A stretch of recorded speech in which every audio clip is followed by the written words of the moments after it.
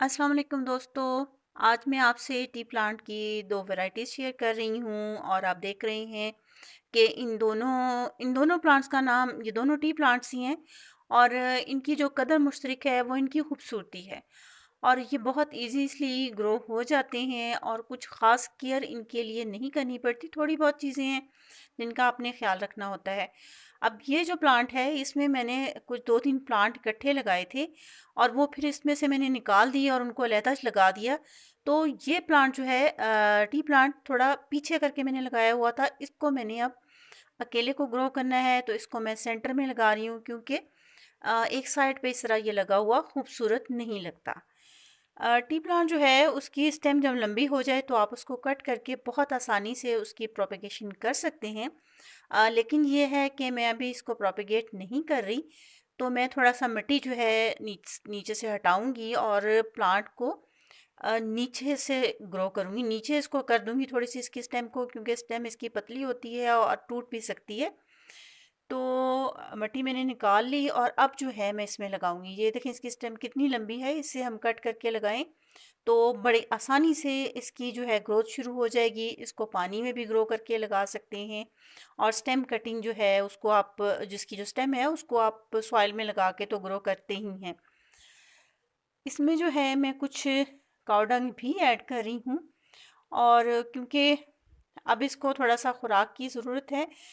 इसकी जो टिप्स वगैरह जो हैं, जब प्लांट की ब्राउन होने लगे या येलो होने लगे तो आप ये समझ जाइए कि या तो आप इसको सनलाइट इसकी ज़रूरत से ज़्यादा दे रहे हैं, सनलाइट इसको मिल रही है ज़्यादा, या ये है कि आपका प्लांट जो है वो पानी की कमी या ज़्यादती का शिकार हो रहा है।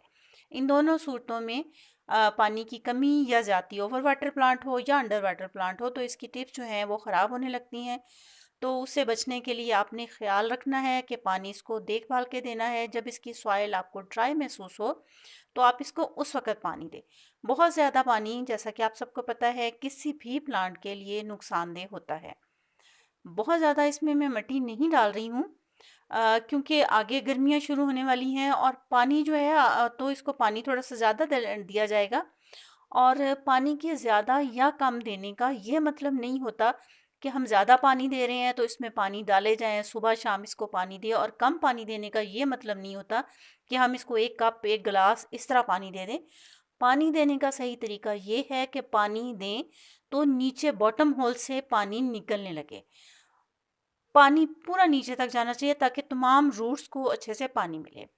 अच्छा, ये दूसरा प्लांट है और इसमें मुझे ये करना है कि इसको साइड से मैं थोड़ी सी मिट्टी निकालूंगी।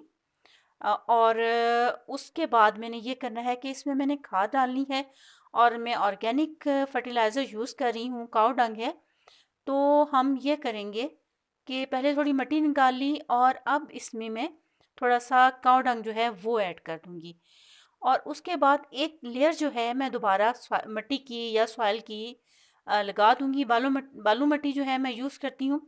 अब इस तरह इसके ऊपर सॉइल की इस तरीके से इसको डालने की वजह ये है कि काव डंग जो है वो थोड़ा सा वो लाइट वेट होता है और जब हम इसको इस तरीके से ऊपर, अगर हम बाज़ दफ़ा होता है कि ऊपर डाल देते हैं तो जैसे बारिशें आई, आपने पानी दिया, ज़्यादा पानी डल गया, तो वो खाद जो है निकल के पॉट से बाहर गिर जाती है और ना सिर्फ बाहर गिरती है, खाद पौधे को भी नहीं मिलती और बाहर जो है थोड़ा सा सफाई जो है वो भी, उसकी कंडीशन भी ख़राब हो जाती है। तो उसको हम मिट्टी से कवर कर देंगे ताकि जब आप पानी दें तो खाद जो है वो बाहर ना निकले। सनलाइट जो है इसको बहुत बेहतर रहेगा कि आप इसको फ़िल्टर लाइट में रखें, इनडायरेक्ट सनलाइट इसको दें, या ये भी हो सकता है कि आप इसको जो है ऐसी जगह पे रख रहे हैं जहाँ पे इसको सनलाइट दिन में मिलती है, तो वो कोशिश करें कि दोपहर की धूप इसको ना मिले। दोपहर की धूप जो है वो आपके प्लांट को ख़राब कर देगी, लिहाजा ऐसी जगह से आप अवॉइड करें। और इंडोर अगर आप इसको ग्रो करना चाह रहे हैं तो इंडोर आपको इसके लिए ऐसी जगह रखनी पड़ेगी जहाँ पे आप इसको कम से कम इनडायरेक्ट सनलाइट ना दे सकें।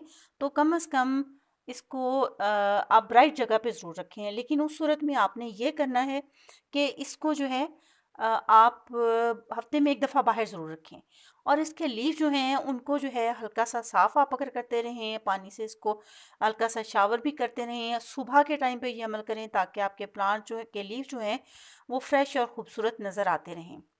खाद जो है मैं इसको अब दे रही हूँ, थोड़ा-सा हफ्ता 10 दिन पहले इसको खाद देनी चाहिए थी क्योंकि ग्रोइंग सीज़न शुरू हो चुका है।